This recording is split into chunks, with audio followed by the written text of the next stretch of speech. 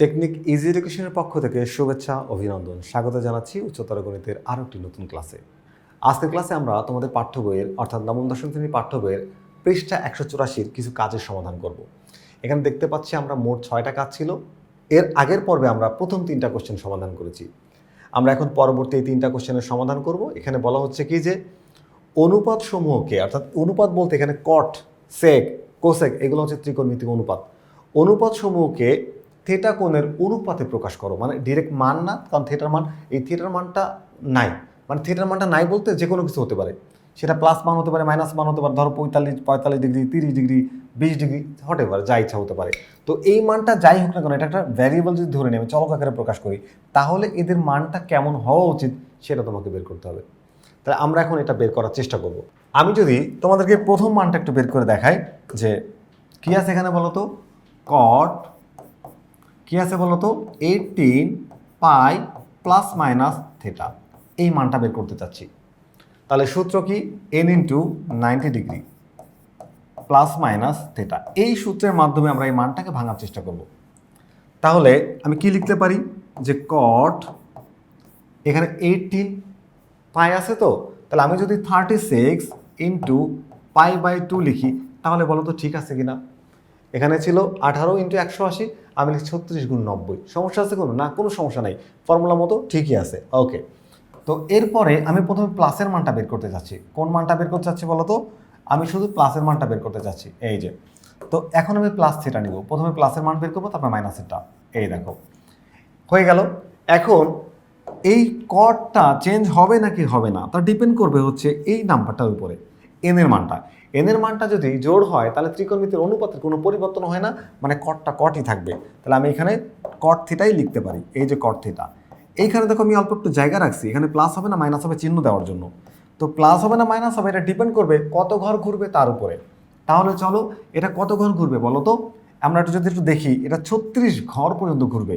এ দেখো 90, তারপর হচ্ছে আর একটা 90, 2 ঘর, আরও একটা 90, 3 ঘর, দেখো n ইন্টু 90, এই হলো 4 ঘর। একবার ঘুরলে তুমি 4 ঘর যাও, তাহলে আমি বুঝি যে একবার চক্কর দিলে 4 ঘর, একবার চক্কর দিলে কয় ঘর? 4 ঘর। তাহলে এখানে 4 হলো, এই দেখো 8, তারপরে এই হলো 12, তারপরে এই হলো কত, 12 পরে 16, তারপরে এই হলো কি 20, তারপরে এই হলো কি 24, তারপরে কত হলো এটা বলো, 24 আর 4 28, এই হলো 32, তারপরে চক্করে কত হলো 36, 36-এর পরে থিটা হচ্ছে প্লাস, আর টাকায় দাও, পড়ছে কোন ঘরে বলো তো? ফার্স্ট কোয়াড্রেন্টে। 36তম ঘরের পরে 37 নম্বর ঘর যে পড়ছে প্রথম চতুর্ভাগে। তো আমরা জানি প্রথম চতুর্ভাগে কিন্তু সবাই পজিটিভ, তাহলে কট থিটাও পজিটিভ, এই চলে আসলো থিটা। এটাই হচ্ছে আমাদের এই যে অনুপাত। দেখো প্লাস মাইনাস তুমি সামনে প্লাস দিবা, দাও, সামনে প্লাস দেওয়া লাগে না, তাই এটা না দিলেও চলবে। মাইনাস হলে কিন্তু অবশ্যই শো করতে হবে। মাইনাস হতে কোথায়, যদি ওই ঘরে না পড়ে আর এক ঘরে পড়তো তাহলে। এরপরে আসো আমরা মাইনাসের মানটা বের করার চেষ্টা করি। তো মাইনাসের মানের জন্য আমি এটাকে আর একবার নিয়ে নিই যে কট কি আছে 18 পাই মাইনাস থিটা, এইটা আমি বের করতে যাচ্ছি। তো ফর্মুলা কি ছিল, n into 90 degree plus minus theta, আমি এখানে মাইনাস থিটার মানটা বের করতে চাচ্ছি, প্লাস মাইনাস থিটা। ওকে, তাহলে এখানে কট কি হবে, এখানে লিখবো হচ্ছে n ইন্টু 90, এনের মান তাহলে কত বানাইতে হবে দেখো, 18 ইন্টু পাই মানে 18 ইন্টু 180, আমি তাহলে 36 ইন্টু পাই বাই 2 এটা লিখতে পারি, 36 ইন্টু পাই বাই 2। ওকে, তাহলে মাইনাস থিটা, এই হলো মাইনাস থিটা দিলাম। এবং দেখো এবার হচ্ছে এইটা জোড় সংখ্যা, তাহলে কট কটই থাকবে, কট কি হবে, কটই থাকবে। এখন কোথায় পড়লো তার উপর ডিপেন্ড করে প্লাস মাইনাস হবে, কোথায় পড়লো তার উপর ডিপেন্ড করে কি হবে বলতো, প্লাস মাইনাস হবে। এবার আমরা দেখবো আসলে কোথায় পড়লো। তাহলে কয় ঘর ঘুরবে বলতো, 90 করে 36 ঘর। তাহলে এই দেখো এই 1 ঘর, 2 ঘর, 3 ঘর, 4 ঘর, মানে 4 ঘর একবার চক্কর দিলে 4 ঘর, তাহলে 2 বার চক্কর দিলে কত হবে, এই হলো 8 ঘর, এই হলো 12 ঘর, এই হলো যে তোমার 16 ঘর, তারপরে আরও 4 20 ঘর, আরও 4 24 ঘর, আরও 4 28 ঘর, আরও 4 32 ঘর, আরও 4, এই হলো 36 ঘর। এই 36 ঘর মানে তোমার 4 নং 36, 9টা চক্কর দেওয়ার পরে তোমার চলে গেছে হচ্ছে এই জিরোর এখানে। এইবার মাইনাস থিটা, মাইনাস হলে তার আবার বিপরীত দিকে আসবে। কোথায় আসবে বলো তো? বিপরীত দিকে। থিটা এসে পড়ছে কোথায়? থিটা এসে পড়ছে ফোর্থ কোয়াড্রেন্টে। তো থিটা যদি ফোর্থ কোয়াড্রেন্টে পড়ে অর্থাৎ চতুর্থ চতুর্ভাগে পড়ে, সেইখানে আবার কট থিটা নেগেটিভ, তাহলে এটা মাইনাস চিহ্ন দাও। আর হচ্ছে থিটা, এই প্রকাশ করা হয়ে গেল আমার মাইনাসে। আশা করি এই জিনিসটা তোমরা বুঝতে পেরেছো। পরের কোশ্চেনে চলে যাব। কি আছে বলো তো? সেক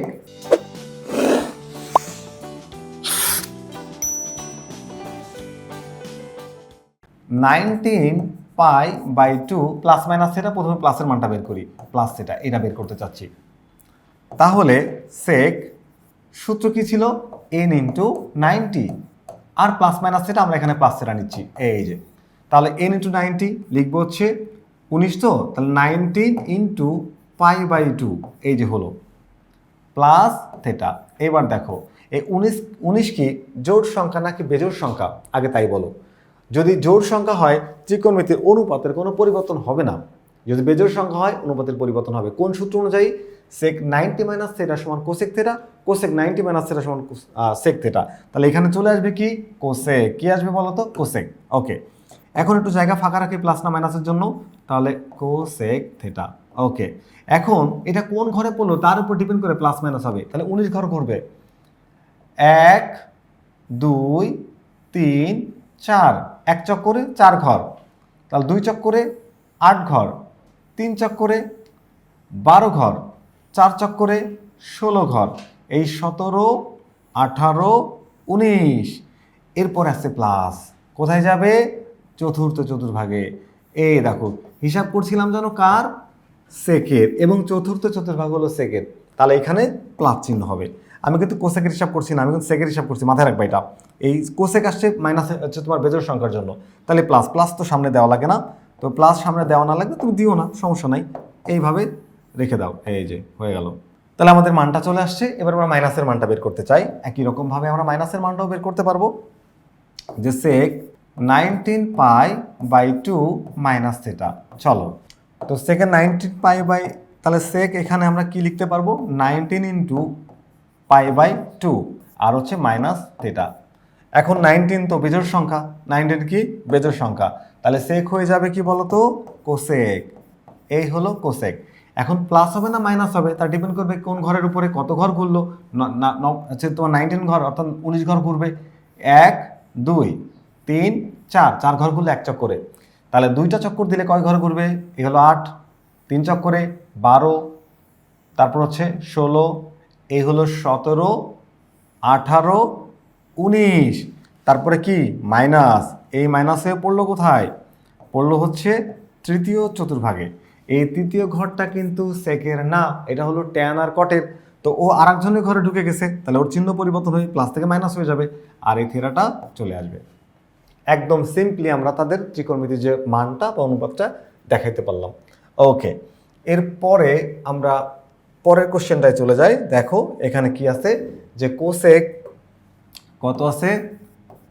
কোসেক 8 পাই প্লাস মাইনাস থিটা, এটা আমাদের কোশ্চেন। আমি প্রথমে প্লাসের মানটা বের করব, তাহলে লিখবো হচ্ছে কোসেক, কোসেক এই 8 পাই প্লাস থিটা, এটার মান বের করতে চাচ্ছি। সূত্র কি?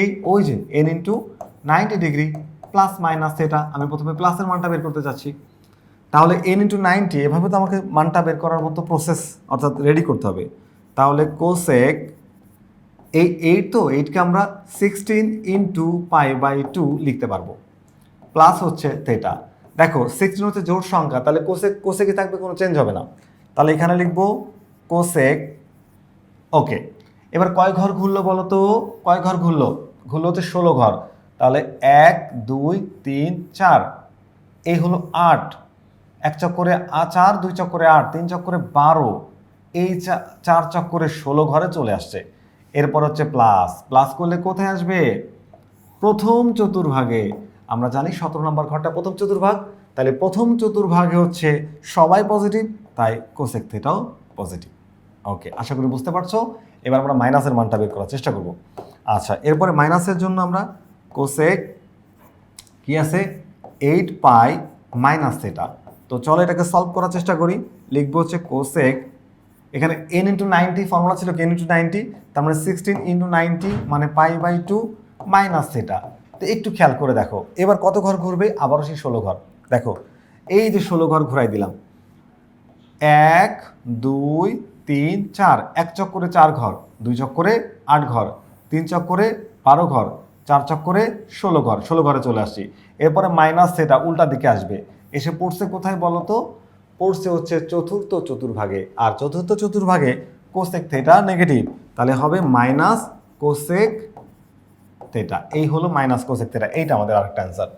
এবং এই যে কোশ্চেনগুলো তোমাদেরকে সমাধান করে বোঝালাম, সেই সমস্যাগুলো আমরা কিন্তু আমাদের ইজি ম্যাথ বইতে অনেক সহজ করে সাবলীল বাংলা ভাষায় তোমাদের এই বর্ণনাগুলো কিন্তু দিয়ে দিছি। কেন জোড় সংখ্যা হবে, তাই পরিবর্তন হবে, তোমরা এই ডিটেলস একটু করতে পারো, অথবা তোমরা চাইলে পরীক্ষা যখন আসবে 2 মার্কসের জন্য বা এমসিকিউর জন্য তো জাস্ট করে দেখবা। আর 2 মার্কের জন্য আসলে তুমি ডিটেলসেও করতে পারো, চাইলে আমি যেভাবে সরাসরি করলাম এভাবেও তোমরা পরীক্ষার খাতায় করতে পারবে, কোনো অসুবিধা নেই। তো দেখো এই যে বলা হয়েছে যে এই ক্ষেত্রে এন হচ্ছে কত, n × 90 ফর্মুলা ছিল, এন যদি জোড় হয় অপরিবর্তিত থাকবে, এন যদি বেজোড় হয় পরিবর্তিত হয়ে যাবে। যার ঘরে সে পড়বে সেই ঘরে পজিটিভ, অন্যের ঘরে পড়লে পরে হয়ে যাবে নেগেটিভ। এবং কার ঘর কোনটা সেটা তোমরা নিশ্চয়ই জানো। তারপর আরেকবার একটু বলে দিই শেষ মুহূর্তে। দেখো এই যে 4টা চতুর্ভাগ, 4টা চতুর্ভাগ ফার্স্ট কোয়াড্রেন্ট, এখানে কিন্তু অল আর পজিটিভ, অল আর কি বলো তো পজিটিভ। এই ঘরে শুধু সাইন থিটা আর হচ্ছে কোসেক থিটা, এরা দুইজন এখানে পজিটিভ, এরা দুইজন এখানে পজিটিভ। এই ঘরে কি বলতো ট্যান থিটা আর হচ্ছে কট থিটা, এরা দুইজন এখানে পজিটিভ। এখানে হচ্ছে কস থিটা আর হলো সেক থিটা, কস থিটা এবং হচ্ছে সেক থিটা, এরা দুইজন এখানে পজিটিভ। বাকি সবাই এখানে সবাই পজিটিভ, এ ঘরে এরা দুইজন পজিটিভ, বাকি সবাই আসলে নেগেটিভ। এ ঘরে এরা দুইজন পজিটিভ, বাকি সবাই আসলে নেগেটিভ হয়ে যাবে। এখানে কস আর সেক পজিটিভ, বাকি আর 4 জনের যে কেউ এখানে আসলে নেগেটিভ হয়ে যাবে। তাহলে যার ঘরে সে পড়বে ওই ঘরে পজিটিভ থাকবে, অন্য ঘরে পড়লে পরে তার চিহ্ন পরিবর্তন হবে। মাইনাস নিয়ে ঢুকলে প্লাস করে দেবে, প্লাস নিয়ে ঢুকলে মাইনাস হয়ে যাবে, খুব সহজ হিসাব।